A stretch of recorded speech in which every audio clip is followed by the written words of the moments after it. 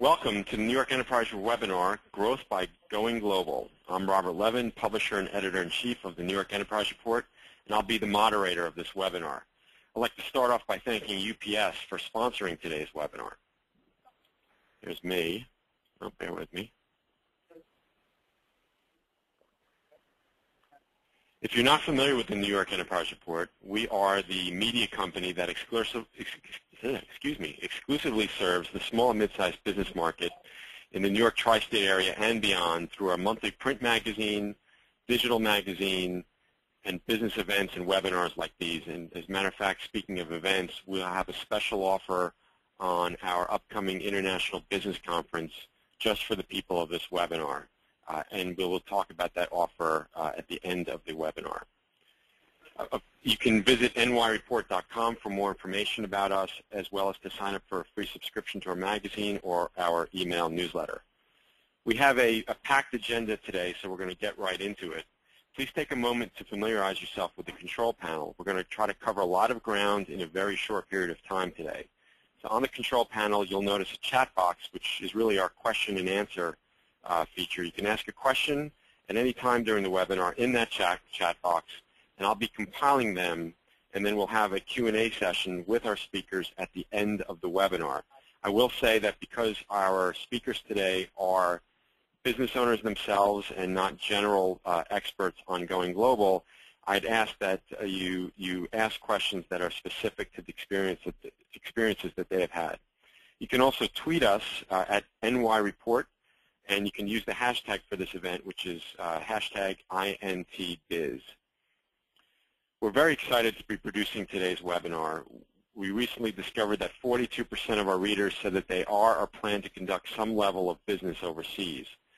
And in a very recent Kiplinger letter, they predicted that exports are going to rise 5% in 2013. 5%, I guess, is the new increase to get excited about. We're going to take a quick poll. And we're going to ask you guys a question about your thoughts about going global. As the world continues to get, and you should see the poll right there. As the world continues to get smaller, and it's going to be a little actually easier for smaller companies to get in on the action. Today, we're going to hear from two entrepreneurs with very different businesses who have expanded overseas. By the way, both of these entrepreneurs have won the Best International Operations Program at the Small Business Awards over the last 2 years, so we're in for a real treat today. So you know what to expect. This webinar is really more of a discussion than a presentation. I will ask our panelists some questions one at a time, and like I said, we will save some time at the end for questions for which you can ask via the chat box in the webinar control panel. And then, as I mentioned, really we're just able to scratch the surface today in just a 60-minute webinar. So we are producing a fantastic event. It's the 3rd annual International Business Opportunities Conference on November 7th here in New York City in Manhattan. And we'll be able to go into a lot of the critical issues, into going global, into a lot more detail. At that conference, we'll have experts, we'll have other successful entrepreneurs, we'll have resources there as well. I know a lot of you have asked some questions when you registered, and a lot of those questions, we'll try to address some of those today, but a lot of those questions can be answered at the conference on November 7th. Now I want to get started. Craig Schlanger is the co-founder of Appleseeds.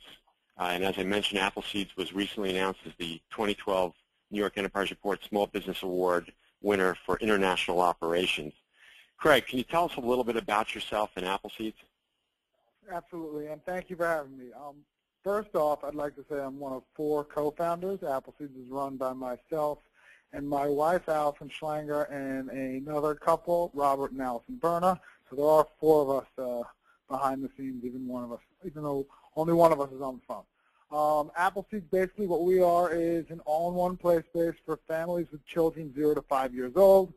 We offer an award-winning museum-quality playground for kids, children's classes including music, art, ballet, science, construction for kids, gym classes, cooking classes, basically anything you could think of for a child under 5.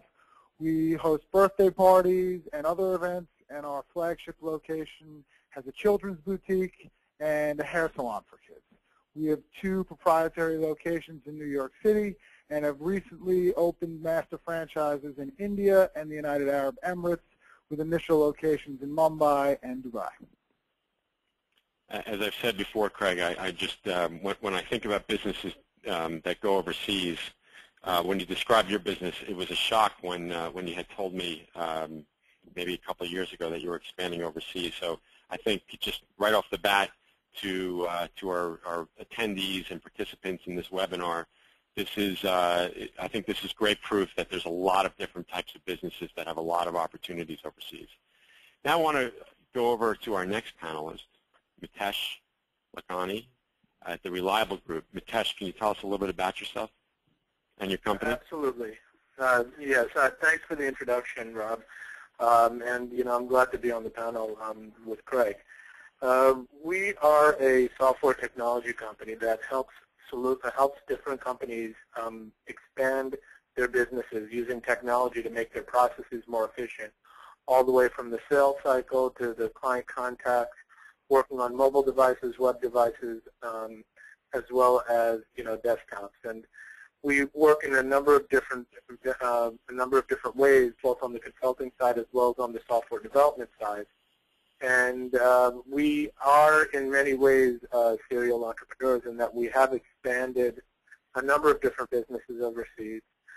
Although software development has always been the mainstay, I'll talk through during the discussion about some of the other experiences we've had in expanding overseas in different businesses and different opportunities. Terrific. Thanks, Mitesh. I'm going to turn our first question over to Craig first.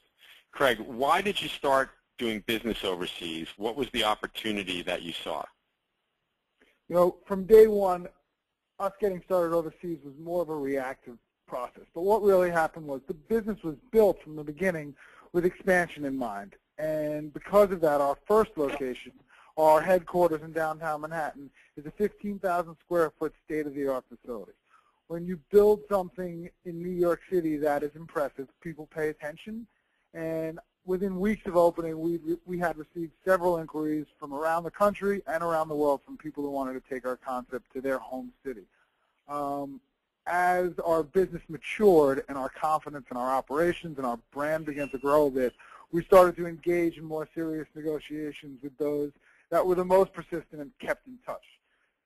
We chose to concentrate on international leads for a couple of reasons.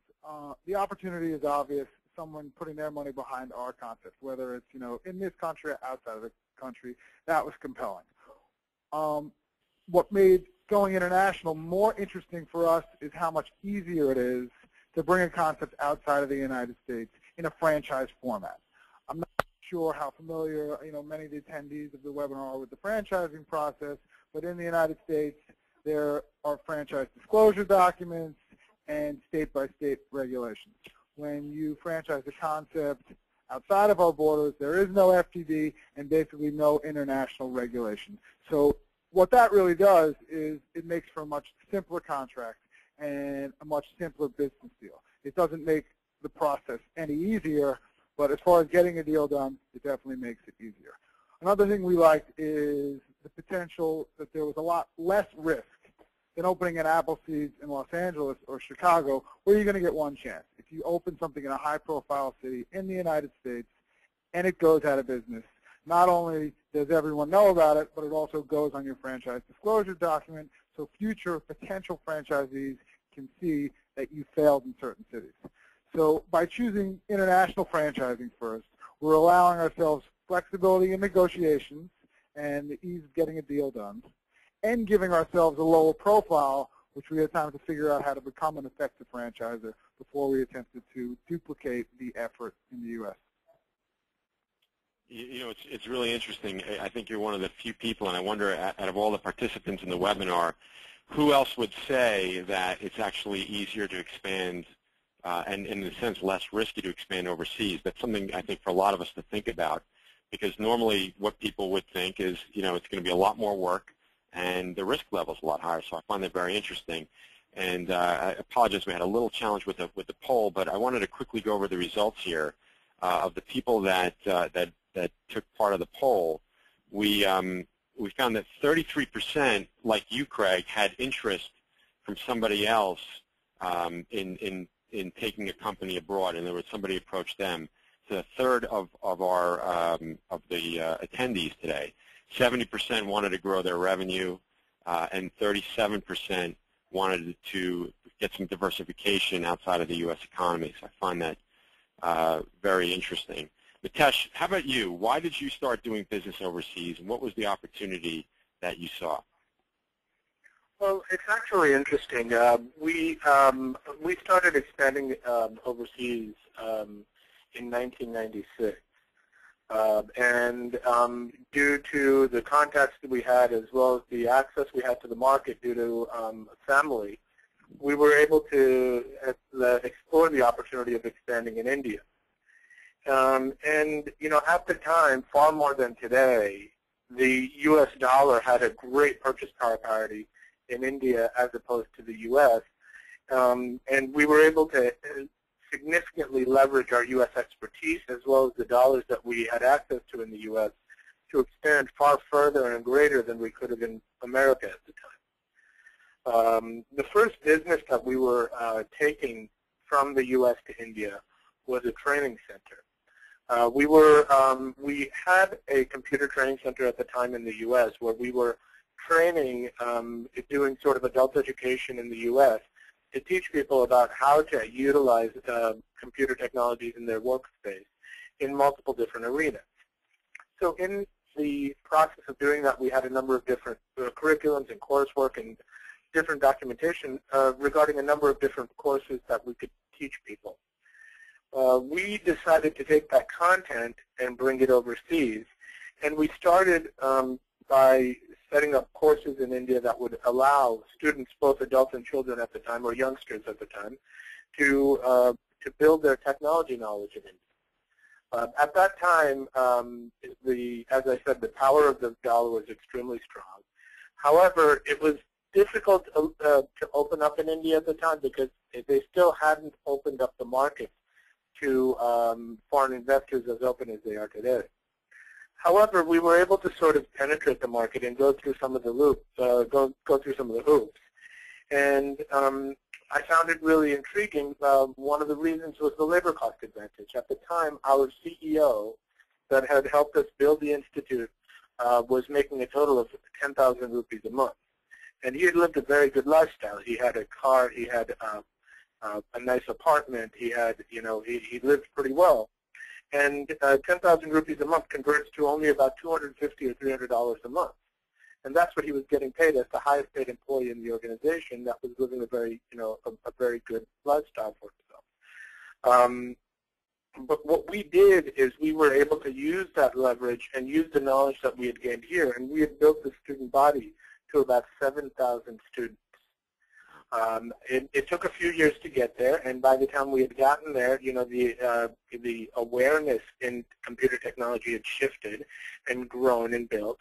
And actually, there were a few very large players that decided they wanted to go nationwide with the concept that we had, and we ended up selling that company to a local player that ended up opening up almost 2,000 different training centers in India. So we ended up doing quite well with that institute. But clearly, there was a number of different advantages we had, and the focus was on the ability to take the knowledge that we had gained in the U.S., the experience we had taken here, as well as the financial leverage, and use that to expand overseas. So just to summarize here with that first question, Craig, you saw an opportunity to actually reduce some risk. You were, of course, approached by somebody, less regulatory issues to deal with. And then Mitesh, you were leveraging both expertise that you built here as well as family and personal connections. And the world getting so small, everybody, I think, has plenty of personal connections overseas to think about. And you were, of course, able to leverage all the experience that you had here and saw an opportunity overseas. I just wanted to summarize that. So, Craig, going back to you, Whoops, sorry about that. What were the top challenges that you faced, logistical challenges, any other strategic issues that you faced, and how did you resolve them when you first went overseas? You should add the word headaches to that question. That's implied. I'm going to highlight a few things because I think logistical challenges are, take a big role, especially in setting up, because we are fairly young, in the international arena. Our India operation's been open about a year, and our Dubai operation's been open 6 months. So, getting things set up logistically was difficult. So let's start with, you mentioned the legal perspective. That for sure can be costly. As I had mentioned in the previous question, there's no disclosure document or franchise agreement that's registered with any government authority. That gives you flexibility on how to structure the deal, but the legal work gets expensive because now you need to write a new agreement for each deal. So, we've had deals in certain countries never close where we were writing an entirely new contract. When you're franchising in the United States, everyone gets the same FTB. You write it once, and the franchise agreement's written once, and it's a one-time expense, and it's hardly negotiated and it's signed. So redoing, each franchise deal every time you engage a qualified lead can be expensive. So that's one thing. Then once you have a new agreement, that agreement needs to be reviewed by a local counsel that we have to hire in each region to ensure it's consistent with the local law. So not only do you have one attorney now, you have 2 attorneys, which is one too many.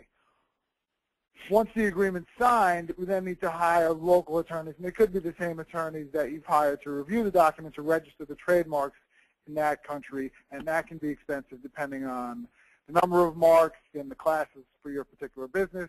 And in our business, which is a service business, which, we rely heavily on branding and we do a number of things, that can be expensive. I'm going to get back to trademarking in a little bit. Currency issues, in our business, since we are teaching people how to sell a service and they're collecting revenues in their own currency, they do not want to take currency risk against the U.S. dollar for sure.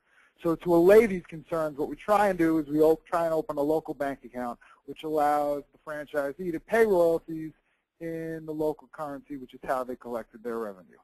Opening a bank in a country like India as a non-citizen can take a very long time. I think it might have taken me 8 months of paperwork, back and forth, mistakes, different forms of ID, but I think approximately 8 months. Once you have a bank account opened and transferring money into the account is easy, but taking money out of a country like India can be a major effort and subject to significant taxes. So you'll need a local accountant, and you may be taxed as much as 20%. So, the 20%, there is a chance that you could recoup some of that by filing a tax return for a rebate the following year, which is a timely and costly process, and you may get back half of that. So, there are a lot of issues with currency and banking and taxes. Back to trademarking, protecting intellectual property is challenging, and it's more challenging overseas than it is in the United States. In the United States, there are inherent protections that you have that you don't even need an official registration. If you can prove that you're using a mark, there is some protection there. You don't have those same protections when you go overseas, and registrations are costly, and they can take a long time. So it's important to pick and choose where you want to deploy your resources that you dedicate to intellectual property protection. Sometimes before a deal is signed. If you say we're going into China, we want to make a deal, we don't know who, you may proactively register your marks in China or in other countries that you plan on being in, but you just can't go register everywhere because it takes a while, and it could be $10,000 to register 3 marks in a country as large as China. I'd say the last major logistical issue was shipping supplies overseas. A lot of the things that we want our franchisees to use have to be consistent with what we use in New York.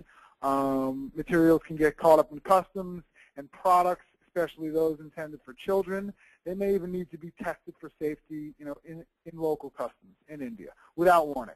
So, we had $50,000 worth of supplies that was stuck in customs for 3 months that delayed the opening of the store by that amount of time.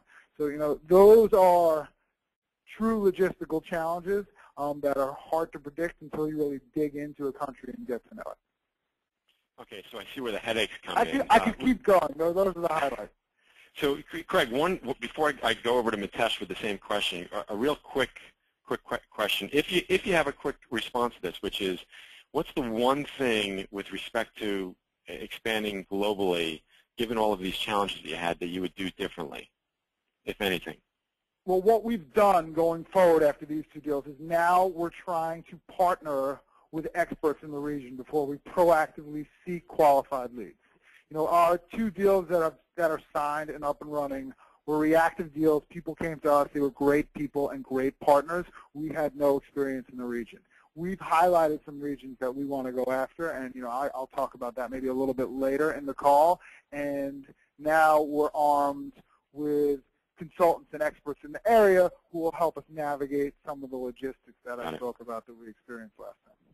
Got it. And by the way, at our event on November 7th, we have one whole session on finding and establishing the right partnerships to go global.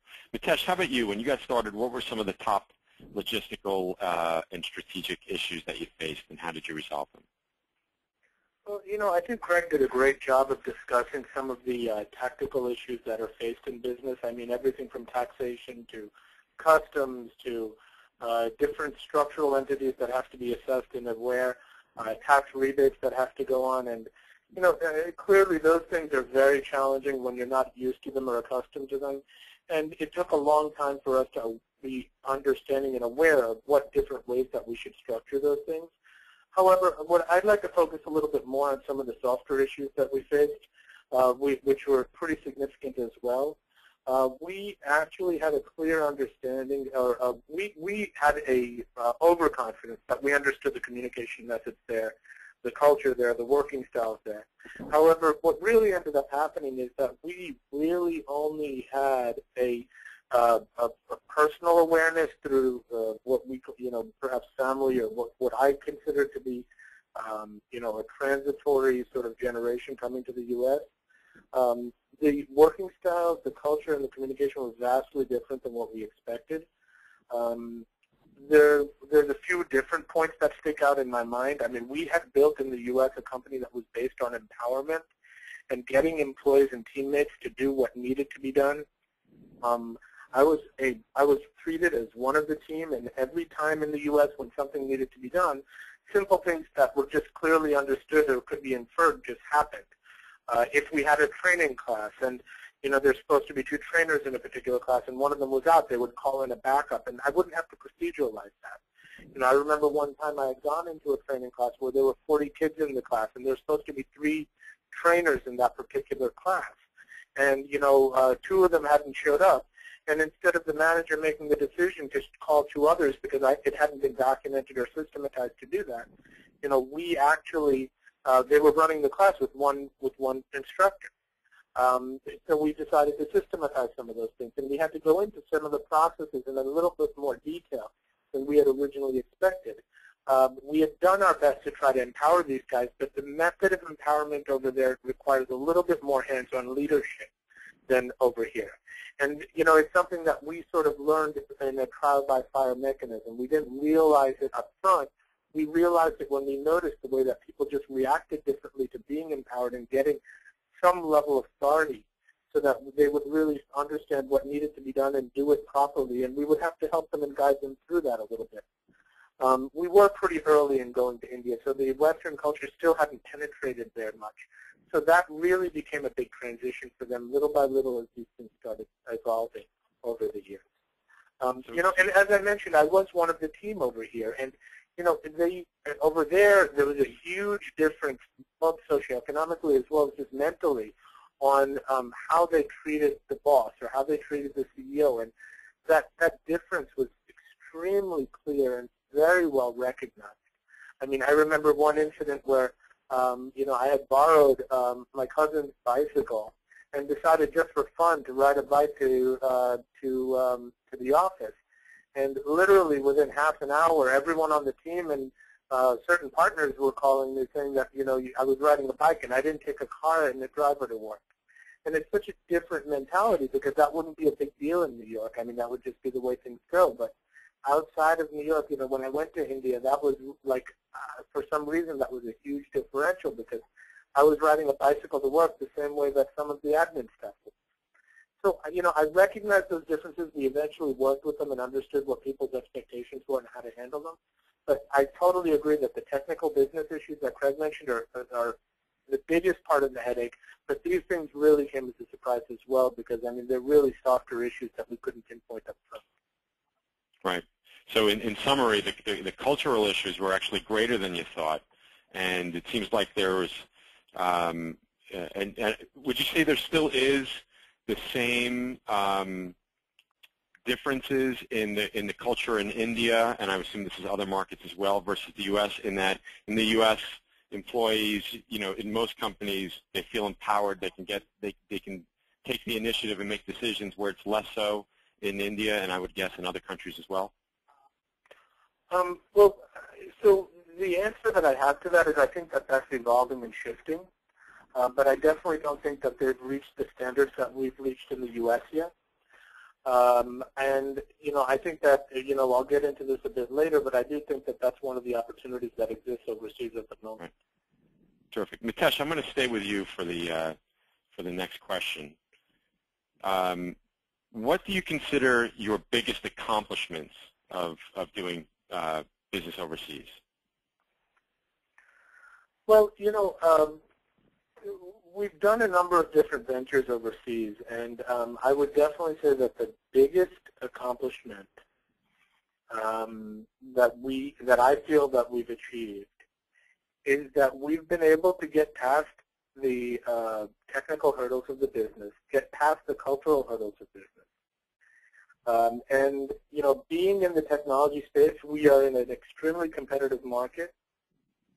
And after passing through the, trials and tribulations, the pains of expanding our centers in India, I had to have my partner stationed there for a number of years to develop the quality, but we have finally gotten to the point where I feel that the technical development efforts and initiatives of our India team compete very favorably with our competitive development, with our development efforts of our U.S. team, and they can be done at a fraction of the cost, even today.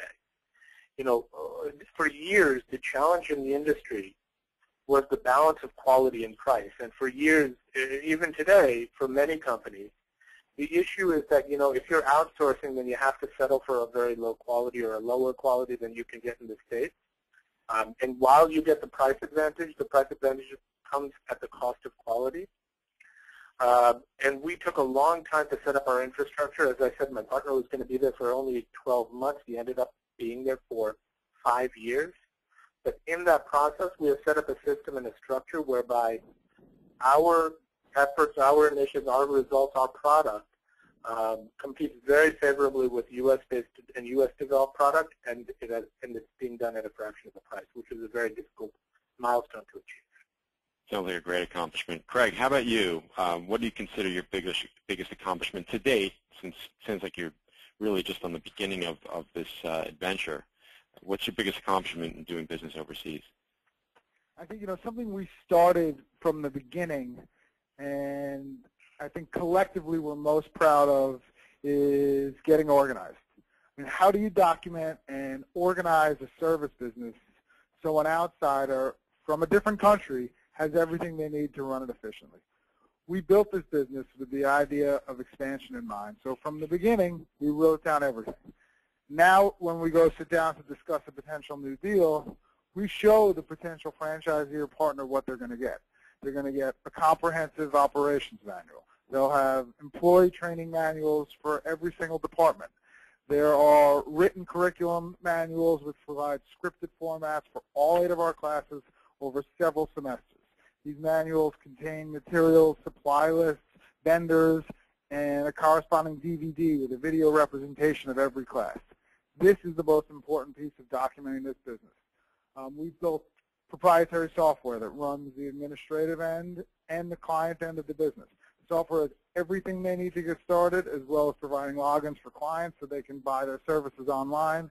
And there's a super admin so we could track the franchisee's performance. when we visited India prior to their grand opening and saw 7 teachers sitting in a room watching our DVDs of our teachers teaching in New York while they're flipping through their curriculum manuals, we knew we had built something concrete and something that we can sell. We have yet to go to Dubai. We're going to Dubai the last week in November. There is an Appleseed 7,000 square foot facility that's been open for 4 months that we have never seen. And I think, that's a testament to the organization of the know-how, and that's something that, from day one, without anyone coming and saying this is something we want, we set out to build and do it in an organized fashion. So I think, that for sure is our biggest accomplishment. That's pretty cool. I want to go over to the next question. I think this will be probably a quicker question. Craig, we'll start with you. What are the biggest risks that you're facing abroad, and how are you mitigating them? I think, for us, being in New York and being based in New York, no one's like a New Yorker. A New Yorker asks a question, they want it answered yesterday. A New Yorker wants to speak to someone, they want them on the phone right away. Communication is the key, and it is extremely hard when your partner is half a world away and they're sleeping while you're awake. We're confident that we have healthy working relationships with our partners, and although we expect a little bit of a mutation of the services that we offer based on the local cultures, and we're open to that, we still want to know exactly how the brand is being represented. So in the end, having consistent, solid communication with our partners across the world is difficult, and it needs to be prioritized. We have a large owner-operated business in New York also, so like everyone else, bandwidth is an issue. So staying in touch with these businesses and having a full understanding of their performance, both financially as well as being an ambassador for our brand, that is a very large challenge. And at this point, for sure, since we've only been doing this a year or so, it's still a work in progress. We schedule our weekly conference calls, and there's constant communication by email. And we're adapting our software even further so we can really track what their business is doing on a day-to-day basis from a transactional perspective, from a client base. But I will admit the protocol is a work in progress and a challenge. Right. Are you, real quick, are you worried about intellectual property infringement and/or losing control of how the franchises are conducting business? From a legal perspective, there's confidence that we're protected. All of our marks are filed in the countries where we have operations, and we believe we have great partners. We have great working relationships with these partners, and what I say when I say great partners, a great partner is somebody you trust and someone who you believe has integrity. So, they are representing our brand, and we believe we've chosen the right people. So it's you really took care of it on the front end by picking wisely, and then hopefully on the back end you don't have to worry about those challenges. Mitesh, sorry, go ahead. If I can just add one more comment. The India deal, we got to know those people for over a year before we closed that deal, and the deal in the UAE, one of the partners is a New Yorker who had been a client for 4 years. So these are trusted partners. So the brand is in good hands. Right. Terrific. And by the way, Mitesh and Craig, a couple of people have said that it might be hard to hear you, so if you can just speak as clearly as you can into the phone, I would appreciate it. It's just we're dealing with technology here. Mitesh, how about you? What are some of the bigger risks that you're facing? And I guess you may have covered some of them, and how are you dealing with that? Well, we, as I had mentioned earlier, we had said that we had felt that because of our heritage, we had walked in with a little bit more knowledge than we actually had regarding the business, regarding the culture, regarding the working style. And, clearly that didn't extend as far as we thought. And clearly that didn't extend as far as we thought on the technical business end as it relates to structuring taxes, structuring our system, structuring our processes for even something as simple as payroll. We have right now 4 people that manage our payroll because a number of the deductions that have to be tracked within India are the responsibility of the company to track, not the responsibility of the individual employee to track. So we really worked through a lot of challenges as it relates to something as simple as clear property ownership all the way down to taxation and to the communication, both work and social issues that went around them. One of the ways we did mitigate those risks was to, have one of our partners over here go overseas and try to stabilize and make sure that we were able to build a strong and quality development center to build what we had to over that would serve our clients. We also began to build our relationships within the market. And our relationships that we built were focused not only on the business side, but on all different aspects as it relates to simple things such as making sure that you have the right property, simple things as making sure that you have access to the right human resources. Understanding what people saw within the Indian community that we would be able to serve really made it a lot easier. Because, in India, one of the challenges we faced was that in every state there are very different holidays. And we were in 4 states and still are. How did we decide which holidays to provide to our employees? And I think that the number one thing that we learned in order to sort of deal with those challenges is that we got senior people involved and vested into the company. And as a result of getting senior people vested into the company and having them tied into the success and aligning them with the success of the organization, I think that that really was a sense of true empowerment for them. And that allowed us to leverage their local knowledge and made them part of our success. One of the things that we faced on a regular basis prior to doing that, a simple example of the communication issues we faced, was the way we explained it in the office is that there's 3 yeses in India. One yes is that, yes, I understand you're talking. 2 is, yes, I heard what you said. And 3 is, I heard what you said and I agree to do it. And, sometimes you don't know which yes you're getting, and sometimes that local knowledge is really what you need to understand the communication that's going on. That's interesting. That's interesting. Mitesh, I want to stay with you for the next question because it seems to be a really good segue. What are the steps, and I guess you've covered it, but if there's anything else you want to add, what are the steps that you've taken to understand the markets that you operate in? Well, we went through a number of different steps. I mean, first of all, we definitely polled the different relationships that we had in the market to and leveraged our heritage to build that out.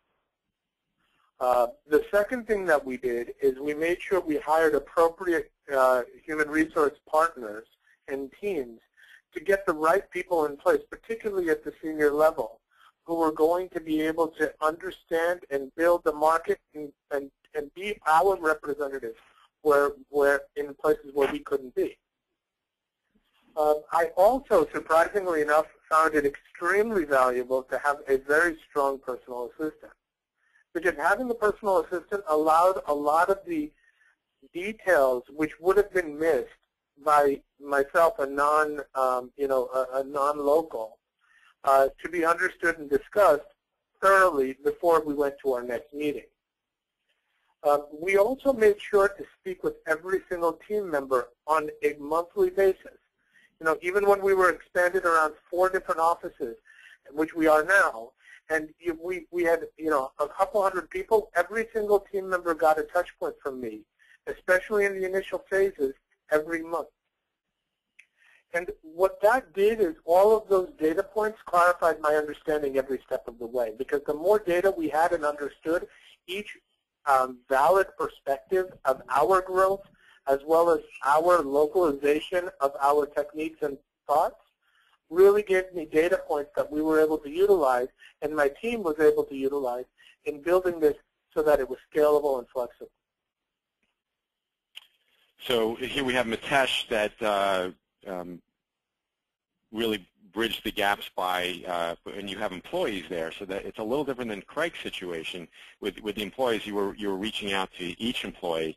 Craig, how about you? What are some of the steps that you have taken to understand the markets that you operate in? And it could be, by the way, about dealing with the people there, or the structures, or the cultures, or anything like that. The things that the steps that you think are the most critical ones that you've taken.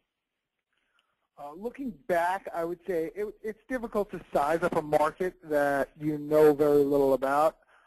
As I mentioned, and I'll talk about it a little bit later, we've recently brought in some outside consulting to help in sizing up the opportunity going forward in countries like China and elsewhere. But in the past, what we tried to do was be conservative with deal structure. So we would try and structure our deals with a smaller scope, which allows for a greater opportunity for the franchisee if they're a successful operator. If it isn't working, it allows us further opportunity in the region. For example, instead of selling and possibly mispricing an entire territory as large as China, we may structure a deal that allows for 5 units in Shanghai over a 3-year period. With that, there are rights of first refusal on other territories in the region.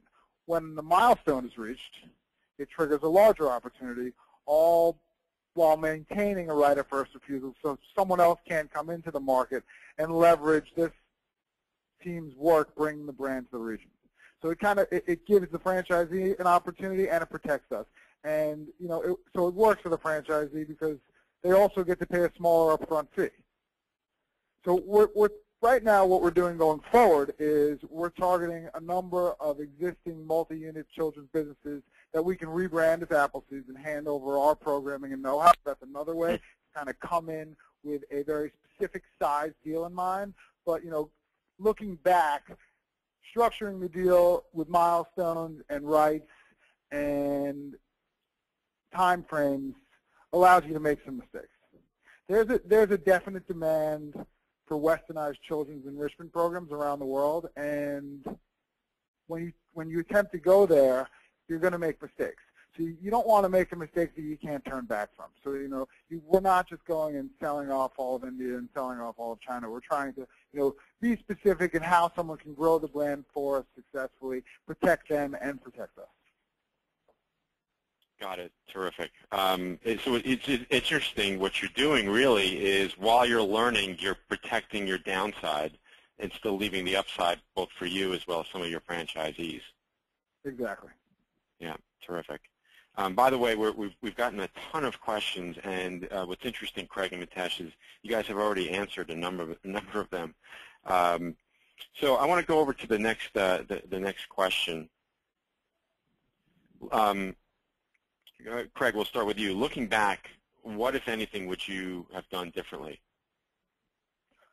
For us, it's early in the game. It's tough to say. So far, doing these deals has really motivated our business to think about how we organize our intellectual property. That goes a long way towards efficiencies across local franchising, our owner-operated expansion, and overall management of the business. So there's a lot of dividends to just getting your stuff in order. When these deals have really forced us to do that. And we're extremely happy with the people that we have chosen as partners. So it's early in the game, and we're still very optimistic.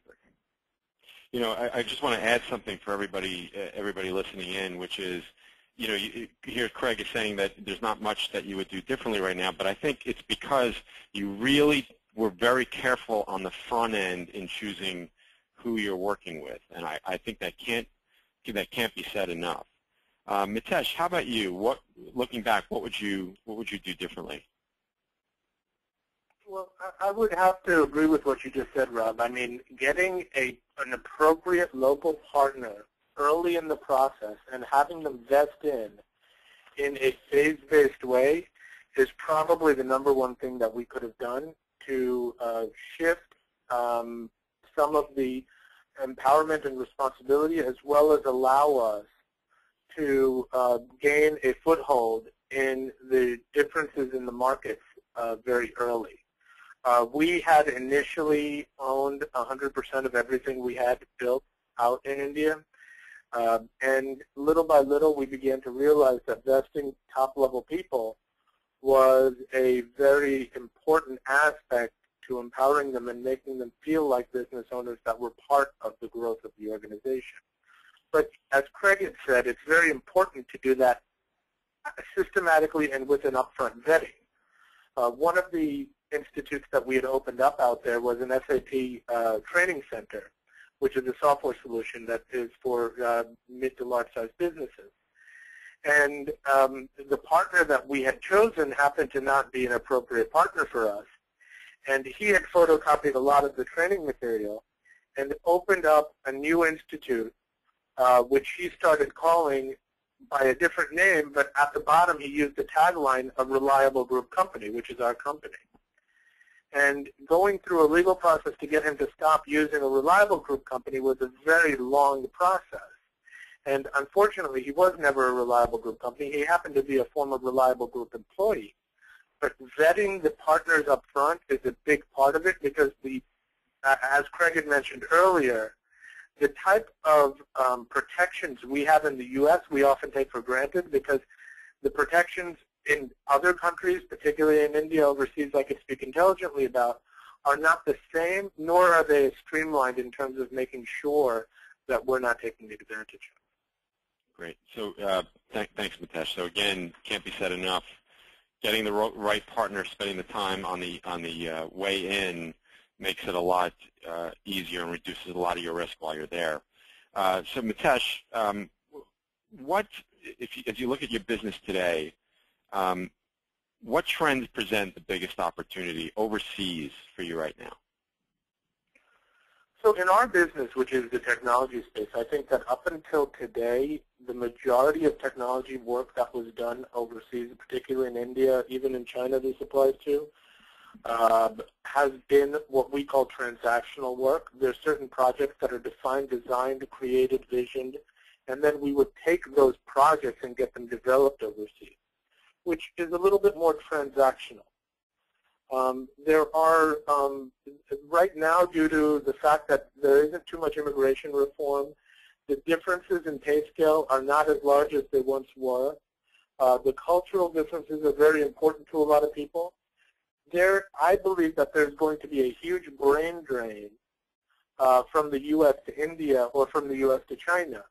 And part of the reason for that is that, up until recently, I would say almost 100% of world innovation has taken place in the U.S., almost. It's a very high number.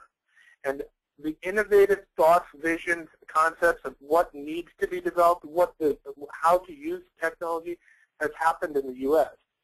And the actual execution of work was going on overseas. I think over the next few years, we'll see a little bit more and more innovation happening in India, innovation happening in China, and we will be able to get more senior people that are able to provide value a little higher on the food chain than we have historically done, providing us products and solutions that are innovated overseas but able to serve the U.S. market, which historically hasn't happened much. Interesting. That's really that's an interesting prediction, and all the trends seem to be are very consistent with that. Craig, how about you? I know that you're still expanding here in the city, but what are the biggest opportunities for you overseas right now? I'd like to keep the answer maybe focused on my business because I don't necessarily think I'm qualified to speak of international business trends. Yep. So as we're new at this and we're in a very specific service business. But what I will say is, unlike our previous international deals that have come knocking on our doors, we are taking a more proactive approach in places like China and Singapore, like I've mentioned, where we have people on the ground in those countries prospecting and qualifying leads for larger development deals like multiple unit franchises, master franchise deals, deals that we could really dig in with. We've had meetings this week in New York with leads from Turkey and Israel as well. I don't want to lose sight that we are most focused on our owner-operated business because the owner-operated business, that's what drives these opportunities because you've got to set the ultimate example as an operator. if you're going to be a successful franchisor. If you're going to teach someone how to run your business, you need to run your business well and expand well so they can do the same thing. So you're setting an example. We just opened our second location in New York City on the Upper West Side, and we see a tremendous opportunity in continuing to grow in New York City and leveraging the corporate infrastructure that we have here over multiple locations.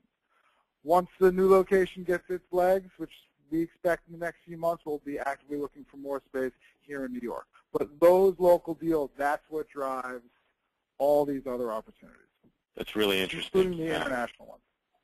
Very interesting, and it's actually not what I expected you to say. I found that very interesting. So I want to, before I go to a few questions, I want to remind everybody that in a few minutes, because we will end on time, I will be telling you a little bit more about the event that we have on November 7th, and I have a special offer for just the people on this webinar. It won't even be included on the follow-up email that I'll go out to you.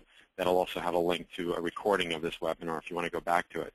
So first question, and I think this actually went out on the chat box. I thought this was a fantastic question. And if either of you guys, I'd love both of you guys to give me a quick answer to this, which is, when did you have to redefine your corporate mission statement when you went overseas for the international division? In other words, when you went overseas, did that change anything with the corporate mission, either as a whole, as a global unit, or just the international part? Craig, any changes there? Did it change the way you looked at the business from a mission standpoint? Well, the way I see the corporate mission is the corporate sensibility, the types of people who are running the business. And this is going to change as we really attempt to scale this both in the U.S. and overseas. But we don't do deals with people we don't see eye to eye with. So to this point, obviously when things get big and there are qualified leads, you may end up doing a deal with someone that you may not have done when you were first growing your business. We are very comfortable with the people that we are in business with, and we feel like we really see eye to eye, and they see our business the way we want them to see it. So I wouldn't say there's a major shift in the corporate mission. Got it. Mitesh, how about you? Well, I would say that in our case, what it did is it expanded our corporate mission. We have always been focused on unleashing the potential of our teammates and allowing our clients to simplify their workflow on a daily basis. And what we have learned is that not only is that opportunity available within our company, which wasn't really the primary focus originally, not only is that an opportunity that we can exercise in the U.S., but we have a great opportunity to exercise the same mission of unleashing potential as well as simplifying workflow internationally as well. And that really expanded our mission significantly. Terrific. Thank you. Next question, and I think it's for both of you. Mitesh, we'll start with you. Just a quick response. How do you maintain consistency in brand image when the benefits and your brand and some of the elements of that are relevant in the U.S. but are very different in other markets? In other words, the perceived benefits in the U.S. might be different in India. Did you find that to be the case, and how did you deal with that? Well, it was actually a big focus of what we had to deal with. Part of the reason that we sent someone as if you will, a brand ambassador to India was because when we had expanded both in India as well as in other countries in that region, we had to understand what that brand signified and indicated to the local markets out there.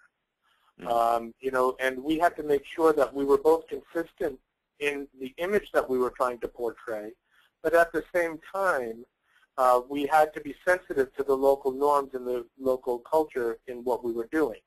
One simple example I can give of that is that, at one point, one of our logos that we had at Reliable had a very unique color of green that was a big part of that logo. Now, unbeknownst to us, that color green, if you're in India, draw direct mental inferences to Pakistan. And we didn't realize that at the time, but after we got a lot of our local awareness, we recognized that our brand had to shift, but our integrity behind the brand remained exactly the same. Craig, how about you? Did you have to do anything to maintain consistency in brand image, or did you have to make any changes in conveying the benefits of what the Appleseeds brand was about in other markets? I think which is fairly consistent with most franchises or well-run franchises is we have a brand style guide. So we provide our franchisees with a 50-page book, and in that book is everything. It has all of our logos, the Pantone colors of every single logo, how to use those logos, what fonts you're allowed to use, what an ad looks like, what a birthday party invitation looks like. Then, once something is created, any collateral, we have to see everything. So we have final approval on all collateral, whether it's ads, brochures, postcards, whatever it is. That being said, there have been times where our partners in India twice have come up with a new class name or come up with a new logo. And not only did we say fine because we want them to succeed and they think it's right for their market, we actually use it in New York. So, I think you need to be flexible. You want to stick to your brand, and you have your guidelines, but there are creative people out there, and if they bring something to the table, be open-minded and be willing to, make a change. But there is a detailed brand style guide.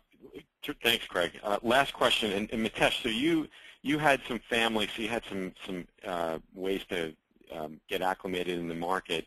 Craig, how about you? Did you work with a consultant, or are you working with a consultant to establish these connections and do the research? Right now we are working with 2 consultants, one who is specific to China. He is a Chinese American living in Chicago. He goes back and forth to Shanghai twice a year. He has a partner on the ground in Shanghai working with him, looking for leads there, and we are also currently working with Alex Gordon, who works with you, who is the author of the book Fluent and Foreign. I'm giving him a plug here. One of our here. Contributors, yeah. And he is working with us specifically in Singapore and a number of other markets. And he also has significant connections with U.S. government agencies for financing arrangements for exporting U.S. businesses to other countries. So, right now we are armed with quality people, which is a new direction for us because it was figure it out on your own for the first 2. Right. So, Craig and Mitesh, I'd like to thank you so much. Your insights were terrific, and we want to thank you for sharing them today and putting all the time in preparing, as well as the time we just spent over the past 58 or so minutes. And I'd like to thank everybody for attending and for all the questions. I'm sorry we couldn't get to all of them. Again, a number of them were addressed throughout the session, so I hope you got the answers you were looking for. As I promised, I want to just quickly tell you a little bit about the event on November 7th, the International Business Opportunities Conference.